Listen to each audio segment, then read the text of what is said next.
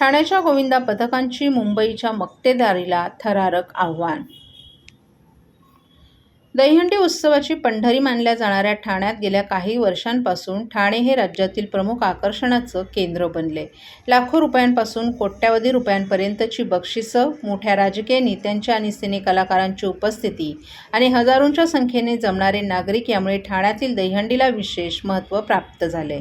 विशेष म्हणजे आत्तापर्यंत उंच थरांच्या बाबतीत मुंबईतील गोविंदा पथकांचं वर्चस्व राहिलं असलं तरी यंदा ठाण्यातील गोविंदा पथकांनी या मक्तेदारीला आव्हान देण्याची जोरदार तयारी सुरू केली आहे।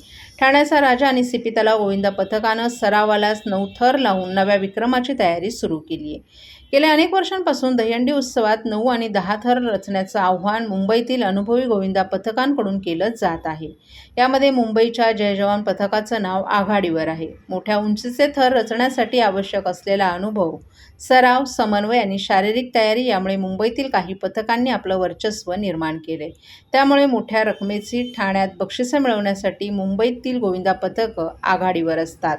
गेल्या वर्षी ठाण्याच्या खोपटचा राजा या गोविंदा पथकाने देखील 9 थर रचून विक्रम केला होता। त्यामुळे यावर्षी दहीहंडी उत्सवापूर्वी ठाण्यातील वातावरण काहीसं वेगळं दिसतंय। ठाण्यातील ठाण्याचा राजा आणि सीपी तलाव या 2 गोविंदा पथकांनी सरावादरम्यानच 9 थर रचण्यात यश मिळवत मुंबईच्या पथकांना थेट आव्हान दिले। त्यामुळे यंदाच्या दहीहंडीमध्ये ठाण्याच्या गोविंदांकडून विक्रमाला गवसणी घालण्याची अपेक्षा व्यक्त केली जात आहे। 9 थरांचा सराव हा केवळ उंची गाठण्याचा प्रयत्न नसून त्यामागे मोठी तयारी असते। प्रत्येक गोविंदांचा समतोल थरातील स्थान, एकमेकांशी असलेला समन्वय आणि योग्य वेळी हालचाल करण्याची क्षमता याला मोठं आव्हान असतं। त्यामुळे प्रत्यक्ष दहीहंडीच्या दिवशी 9 किंवा त्यापेक्षा अधिक थर रचण्यासाठी ठाण्याच्या गोविंदा पथकांकडून अनेक दिवसांपासून कसून सराव केला जात आहे। ठाण्यात दहीहंडीला मिळणारी मोठी बक्षिसं आणि वाढती लोकप्रियता यामुळे स्थानिक गोविंदा पथकांमध्येही स्पर्धात्मक भावना वाढली होती। त्यामुळे यंदा ठाणे विरुद्ध मुंबई असा थरांचा थरार पाहायला मिळण्याची शक्यता आहे। ठाण्याचा राजा गोविंदा पथकाला यंदा 30 वर्ष पूर्ण झाली आहेत। गेल्या 6 महिन्यांपासून दहीहंडीच्या सरावाला सुरुवात झाली आहे। गेल्या वर्षी टेंभीनाका येथे 9 थर यशस्वीपणे लावले होते। यंदा ठाण्याचा राजाचा उद्देश प्रत्येक ठिकाणी 9 थर यशस्वीपणे लावून ते सुरक्षितपणे उतरवण्याचं असल्याचं सांगण्यात आलंय। ठाण्यात मुंबईसह इतर ठिकाणाहून मोठमोठी गोविंदा पथकं येतात आणि मोठे थर लावतात। मात्र यंदा ठाण्यातील गोविंदा पथकांचं वर्चस्व वाढताना दिसत आहे।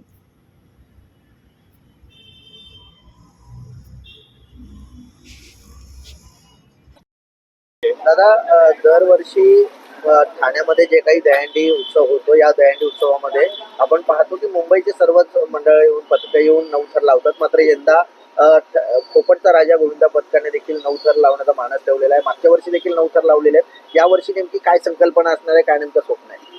पहिली गोष्ट, आमचं जे मंडळ आहे त्यावेळेस 70 वर्ष पूर्ण होत आहेत।